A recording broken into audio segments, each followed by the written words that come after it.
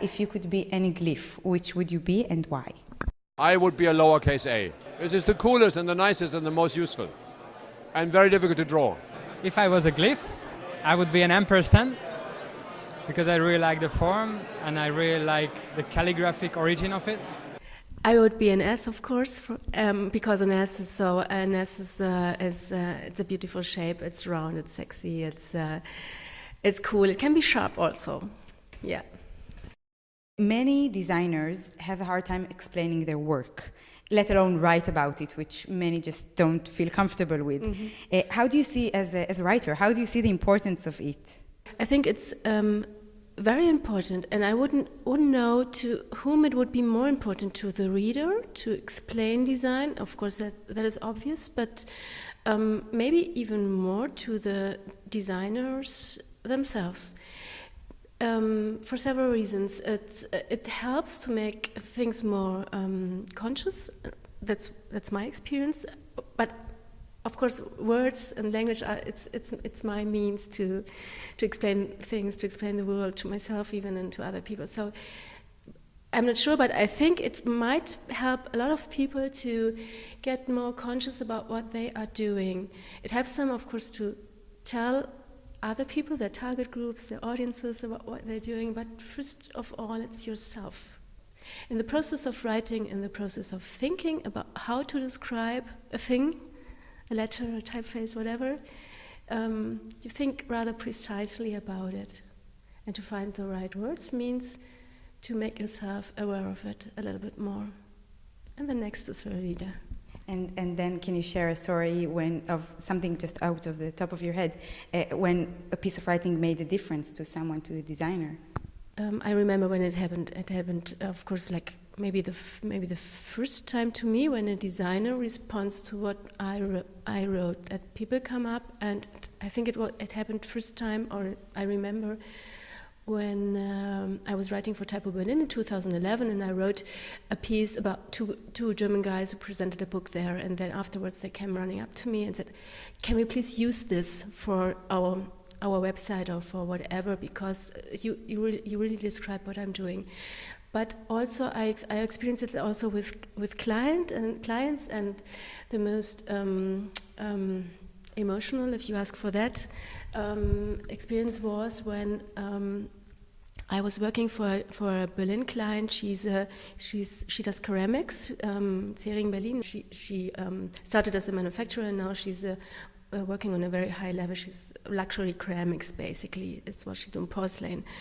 And we did some 4 or 5 image advertising, an image campaign, and I wrote 4 or 5 rather short text copy for her, and I convinced, or rather forced, my design colleague at Eden Speakermans that I could read out loud those texts in the presentations, because you wouldn't be able to read them when he would present it from afar. Client again would see beautiful pictures and maybe the headline, but not the copy. So I would read out the copy, and when I read the third one, the client started to cry.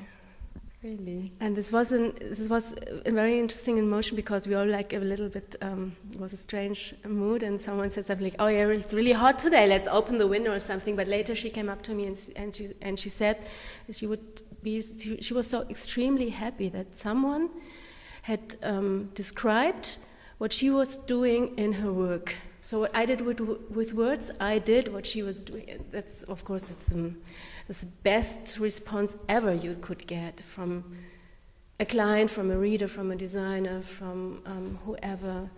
Like to be a mouth for someone, actually. Yeah, the experience of seeing someone write about their own work or other people's work, and experience the process of writing themselves. That's what I also try to encourage, and that makes people happy as well if they try and do that. You have a very rich and varied background. You lived in different places and grew up in different places. How do you feel it influenced who you are today and where you chose to live? A huge one, because Because when you live in several places, you experience to be the other, no, the one who's not from that place, obviously, and it makes you more conscious about. Well, that's everyone would say that probably is. It makes you more conscious about those cultural differences. And for me, the most important thing to deal with was language as a means to make yourself and others understandable, of course, and also the interesting differences between languages and how they are used in content and expression, also in the expression of your face. I look differently, you look differently if you speak your native tongue or another tongue. I think this is super, super interesting. And yes, and to the second part of your question, it has a big, huge influence on why I live in Berlin today, because after moving, like, I counted once, age 30, I think I had moved 22 times already, and finally when I reached Berlin, it was the first time that I had the feeling, okay, now I'm here, it's okay that I'm here, I can do what I want, I need to do what I want. Berlin is a place that encourages you and challenges you at the same time, and it doesn't play a role where I am from. It's not again, oh, you're not been born in Venezuela, you're born some other place, or you're not from here, not from there, you don't speak our dialect, so on. In Berlin, you finally have the feeling that you are there, it's okay. You're part of it. Of course, everyone asks each other, where are you from? Have you been before? Are you from the east, from the west? That was an interesting bit about Berlin. But it's just okay. You feel part of it, like belonging to the group or something, I guess. Out of your talk, what would you like the ATypI attendees to take home with them? The conference topic and the conference description of this year, I liked it very much. I like the word convergence. I had to look it up, I must say, to find out exactly. It's quite complicated, but I like the idea of things coming together in the sense of different disciplines coming together in the fields and in the field we are working in. I like to interchange. In my special case, you've heard it. It's the convergence. It's the working together between type and language, which for me is text, but it's also of the design and the business side of type, for example, or the visuals and the technical. The convergence, the cooperation, the getting to know of each other's fields more. I think what's being promoted here should go on when we go home, when we go to our working places, and to look what the other colleagues are doing, for example, in the place, in the studio, in the agency, if you're lucky to work in an agency, to see what other people are doing. Even the lady at the front desk. I mean, it's interesting.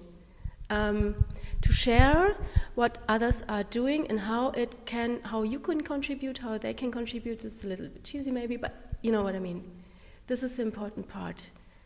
To find out how you do this interview, for example, how this would influence maybe me and my work and so on. Yeah, more convergence.